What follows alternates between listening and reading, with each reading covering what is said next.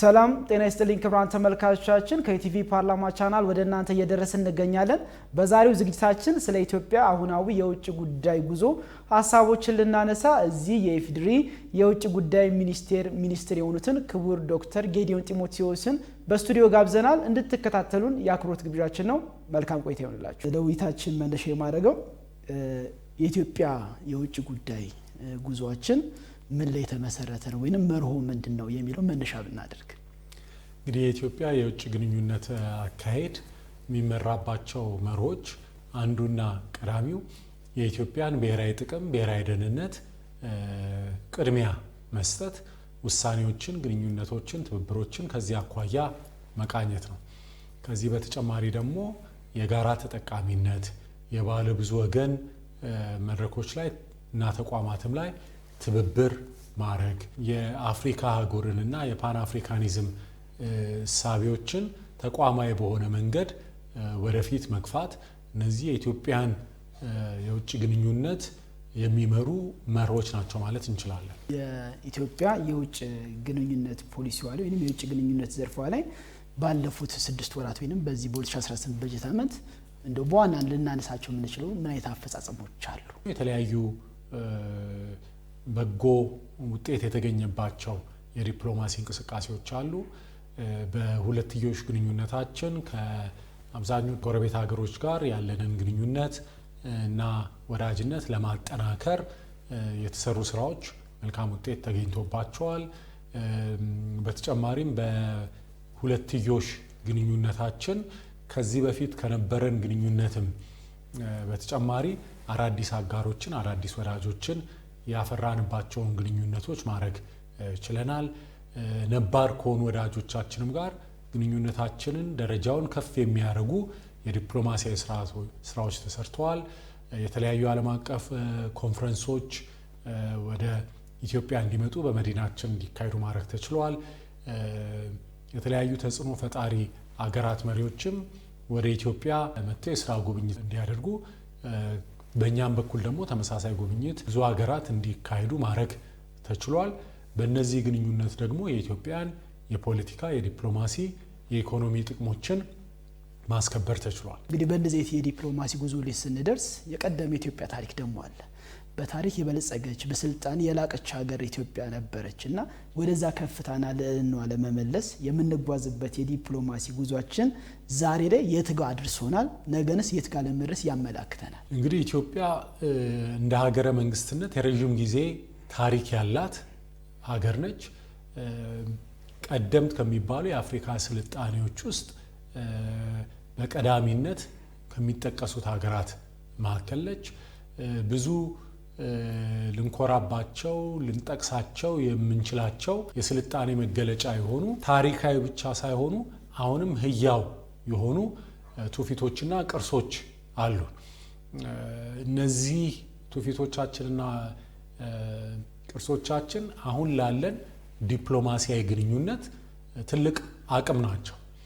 አንድ የውጭ ልዑክ ወደ ኢትዮጵያ መጥቶ ዓመተ ምሕረቱን ሲሰማ ሰዓት አቆጣጠራችንን ሲረዳ የራሳችን ጽሁፎችን በህንፃዎች ላይ ሲያይ በተለያዩ ቦታዎች ሲያይ ታሪካዊ ቅርሶችን ከቀደምት እምነቶች ጋር ያላትን ትስስር ሲረዳ ለኢትዮጵያ እንደ ሀገረ መንግስት ያለው ከበሬታ የሚሰጠው ቦታ ከፍ ይላል። ይሄንን ደግሞ በአግባቡ ለመጠቀም የሚያስችሉ የተለያዩ ስራዎች ተሰርተዋል። ለምሳሌ አንድ ሰው አድዋ ሚውዚየም ሄዶ ሲያይና እንዲሁ ዝም ብሎ መጥቶ ያ ሚውዚየም ሳይዘጋጅ ሳይሰራ እኛኮ አድዋ ላይ እንዲያርገን እንዲሆኑ ብሎ መናገሩ ትርጉሙ ፋይዳው ይለያያል። አብሮት ላይብረሪ ወይ ሳይንስ ሚውዚየም ሄዶ በግብርናው በስነ ጽሁፉ ያለንን በሳይንስ ያለንን እሳቤ ሲረዳ ለወዳጅነት ለአጋርነት ያለው ፍላጎት ይጨምራል። ስለዚህ እነዚህም በአግባቡ ለመጠቀም ሰፊ ስራ የተሰራ ነው። በቀጣይም ደግሞ ኢትዮጵያ ታሪክ ብቻ ያላት ሳይሆን ነገ ደግሞ ብሩህ እጣ ፈንታ ብሩህ ተስፋ ያላት አገር እንደሆነችም በልማት ውጥኖቿ በትልሟ እየተሰሩ ባሉ ነገሮችም ለማሳየት ጥረት እናደርጋለን። ይሄ ደግሞ በተለያየ መልኩ ከኢትዮጵያ አጋርነት መመስረት የሚፈልጉ ሀገራትን ቁጥር እየጨመረ ሄዷልና ይህንን ነው ማለት የምንችለው። የኢትዮጵያን መልካም ገጽታ ለመገንባት ከሚያስችሉ ነገሮች አንደኛው የተለያዩ ዓለም አቀፍ ኮንፈረንሶችን በሀገር ላይ ወይም በሀገር ቤት ላይ ማከናወን ነው። ከዚህ ጋር በተያያዘ ዓለም አቀፍ ኮንፈረንሶች ተደርገዋል፣ አህጉር አቀፍ ኮንፈረንሶች ተደርገዋል። እነዚህ ኮንፈረንሶች የሀገርን ልማት፣ ኢኮኖሚ፣ ዲፕሎማሲን ስኬታማ ከማድረግ አንጻር ምን ተጨባጭ ውጤቶች አመጡ? ኮንፈረንሶቹ በመዘጋጀታቸው የኢትዮጵያ የኮንፈረንስ ቱሪዝም እንዲያድግ እድል ፈጥሯል ብለን እናምናለን። በጣም በከፍተኛ ደረጃ በሚዲያ ሽፋን ከሚያገኙ ኮንፈረንሶች በተጨማሪ ብዙ ኮንፈረንሶች፣ ብዙ ስብሰባዎች፣ ኩነቶች ወደ ኢትዮጵያ እንዲመጡ በር ከፍቷል። ይሄ ለሆስፒታሊቲ ወይም ለመስተንግዶ ዘርፍ ብዙ ገበያ ያመጣል። ወደ ኢትዮጵያ የሚመጣውን የቱሪዝም ፍሰት ይጨምራል። በዚህ አጋጣሚ ኢትዮጵያ መጥተው ያዩ ባለሀብቶች በኢትዮጵያ ኢንቨስት የማድረግ ፍላጎታቸው ከፍ ይላል፣ ይጨምራል። እንዲሁም ከተለያዩ አገራት ወኪሎች፣ ዲፕሎማቶች፣ መሪዎች ጋር በቀላሉ መገናኘት፣ የኢትዮጵያን አቋም፣ የኢትዮጵያን ፍላጎት ለማስረዳት ከነሱ ጋር ውይይት ለማድረግ በጣም መልካም እድል ፈጥሮልናል። በእነዚህ ግንኙነቶች ለኢትዮጵያ የተለያዩ እንቅስቃሴዎች ድጋፍ ለማግኘት ተችሏል። ለምሳሌ በጂ20 ማዕቀፍ የዕዳ ሽግሽግ ለማድረግ የዓለም ንግድ ድርጅት አባል ለመሆን ለሚደረገው ጥረት እንዲሁም የልማት ፋይናንስ እና ድጋፍ ቴክኒካል ድጋፍም ለማግኘት መልካም እድል ፈጥሯል። የውጭ ጉዳይ ሚኒስቴር የሚሰራቸው ስራዎች በሚኒስቴር መስሪያ ቤቶች የሚታጠሩ አይደሉም። በበርካታ ሀገራቶች ኤምባሲዎችና ቆንጽላ ጽህፈት ቤቶች አሉት። እነዚህ ቆንጽላ ጽህፈት ቤቶችና ኤምባሲዎች የሀገርን ብሔራዊ ጥቅም ከማስጠበቅ አንጻር ምን እየሰሩ ነው? ይህ እንዴት ይታያል? እነዚህ ኤምባሲዎች በውጭ ግንኙነት ፖሊሲያችን መሰረት በተመደቡባቸው ሀገራት እና በሚሸፍኗቸው ሀገራት የኢትዮጵያን ጥቅም ለማስከበር ግንኙነቶችን ማጠናከር፣ ከሀገራቱ ባለፈ እዛ ከሚገኘው የቢዝነስ ማህበረሰብ የግሉ ሴክተር ጋር ግንኙነት በመፍጠር ለኢትዮጵያ ጠቃሚ የሆነ ካፒታል፣ ቴክኖሎጂ፣ ኢንቨስትመንት እና የቱሪዝም ፍሰትን ለመጨመር እንቅስቃሴ እያደረጉ ይገኛሉ። ዜጎች ከሀገር ወጥተው በርካታ ስራዎችን ይሰራሉ። ግን ደህንነታቸው እንዲረጋገጥ ከሚቻልባቸው መንገዶች አንደኛው የሚወጡበትን መንገድ ማሳመር ነው። ነገር ግን በተለያየ መንገድ ደግሞ ወጥተው በውጭ ሀገር የሚገኙ ዜጎች ወደ ሀገር መመለስ ሲፈልጉ ደህንነታቸው እንዲጠበቅ ለማድረግ የውጭ ጉዳይ ሚኒስቴር ከሌሎች ሀገራት ጋር ባይላተራል በሆነ አግሪመንት ምን ያህል ስራዎችን እየሰራ ነው? ምን ያህል ውጤቶችን እያመጣ ነው?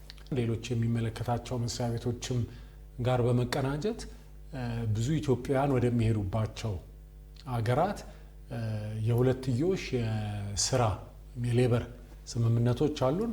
በዛ መሰረት ህጋዊ በሆነ አግባብ ዜጎች እንዲሄዱ አብዛኛው የመካከለኛው ምስራቅ ሀገራት ጋር ስምምነቶች አሉን። ከሌሎች ሀገራትም ጋር ስምምነቶችን ለማድረግ ጥረት ይደረጋል። በዛ ያሉ ዜጎች ደግሞ በተለያየ መንገድ ሄደው ችግር ሲያጋጥማቸው ወደ ሀገራቸው በህጋዊ መንገድ መመለስ እንዲችሉ ትብብር ይደረጋል። ከ40 ሺህ በላይ የሚሆኑ ዜጎች ግማሽ የበጀት ዓመቱ ተመልሰዋል። ነገር ግን በዚህ አጋጣሚ አጽንኦት መስጠት የምፈልገው ህጋዊ ባልሆነ አግባብ የሚሄዱ ዜጎች ጥቅም ሳይሆን የሚያገኙት ራሳቸውን ለከፍተኛ ጉዳት ተጋላጭ እንደሚያደርጉ፣ በዚያ ህገወጥ በሆነ መንገድ የሚሄዱ ዜጎች በቂ ከለላ እንደማያገኙ፣ ለተለያየ ጥቃት፣ ብዝበዛ ተጋላጭ እንደሚሆኑ፣ ስለዚህ ብዙ ወጪ አውጥተው ብዙ ለፍተው በዚህ አይነት መንገድ ከመሄድ ይልቅ ህጋዊ የሆኑ አማራጮችን እንዲጠቀሙ ለማሳሰብ ፈልጋለሁ። በሕዝብ ተወካዮች ምክር ቤት የውጭ ጉዳይ ሚኒስቴርን የሚከታተለው ቋሚ ኮሚቴ የውጭ ግንኙነትና የሰላም ጉዳዮች ቋሚ ኮሚቴ ነው።